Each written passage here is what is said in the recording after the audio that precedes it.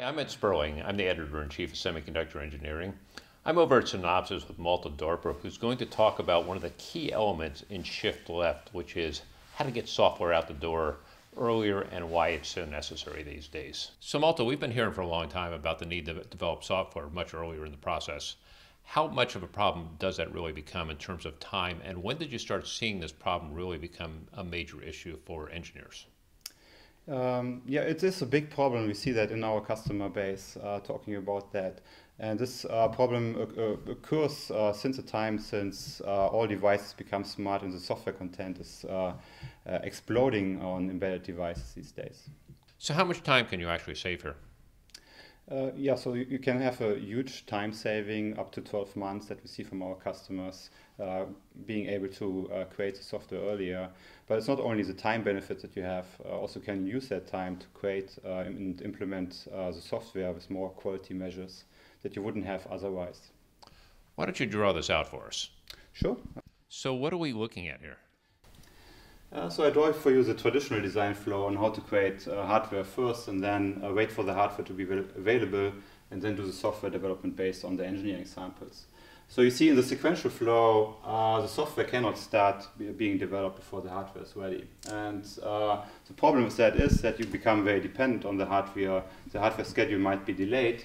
And the more and more the hardware is delayed, you have less time to develop your software. So the software engineer really gets time crunched in the end, delivering the content of software that he has to develop, as well as meeting the quality goals that he should achieve.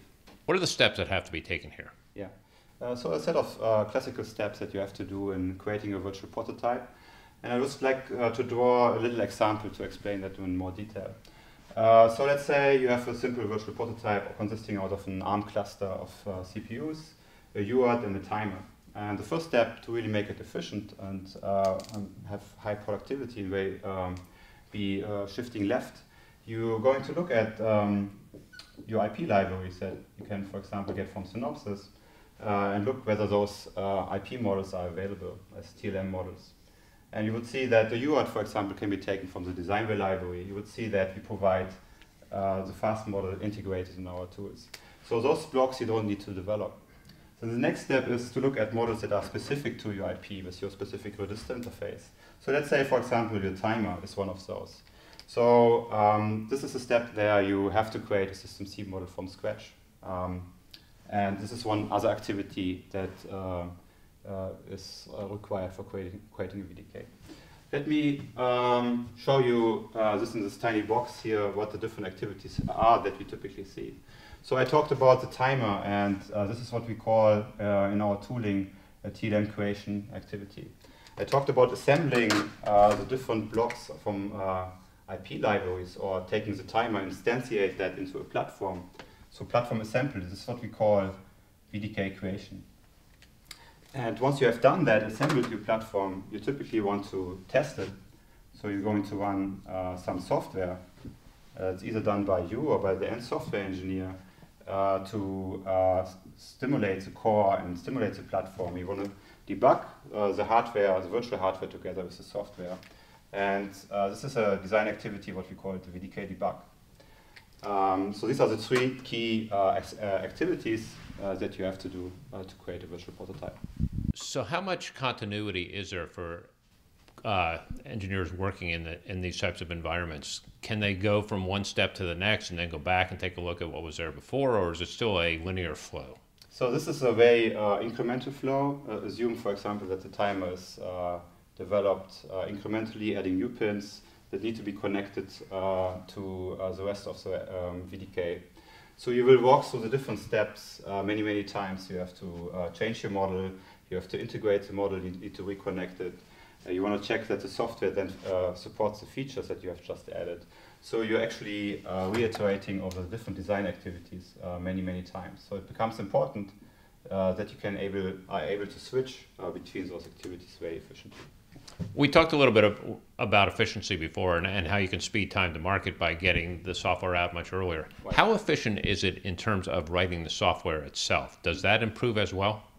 Well, the software still, of course, needs to be developed, but it's a question, do you get it right away, or have you many debugging cycles where you need to check whether your hardware-software interaction is working in the right way.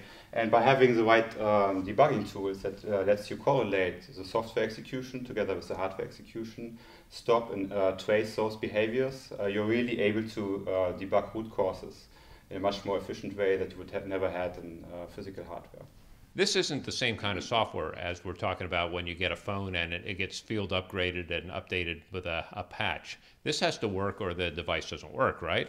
Right. If that software doesn't work, then the device can shut down, basically become unusable. People have been talking about System C problems for a while too. The fact that it has not been used very effectively or efficiently in the past, the fact that there are still some problems in the System C development. Does this help? Does this get to the software faster, better, and in less time? Yeah, so the key is to really raise the abstraction level to be more productive.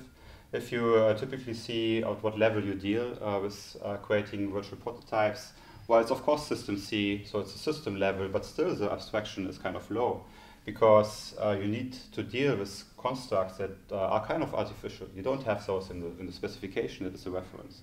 You have transactors that need to translate TLM2 protocols from one block to another. You have to add buses to your design. You have to connect many pins over multiple hierarchies together. So this it adds enormous complexity on the source code level, which isn't there actually if you look at the specification. The specification just contains memory map, it just contains interrupt connectivity tables.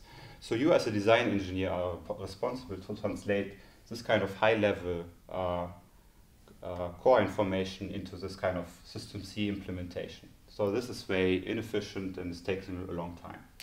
So software follows the same model as hardware, which is that the more functionality that you put into a device or a system or even on a chip, the more complicated the software gets, right? So you really do have to understand this at a high level as well as all the details. Exactly. So by raising the abstraction level, you actually are able to gain the overview that system level design was claiming to give you. But if you're really stuck on the low level dealing with protocol translation, but all the tiny details of System C, you're not able to really do system level design in an efficient way. So there's really a need to bring it back to what the original promise was. What does that abstraction actually buy you? Well, the abstraction buys you the benefits of seeing, getting a good overview of what's going on in the system. It gives you the ability to specify just the core information, just the essentials that are important. And we give you the way to look at the spec and just take this information directly into the tool. So we allow you to look at those connectivity tables that I mentioned, like for example for memory ports.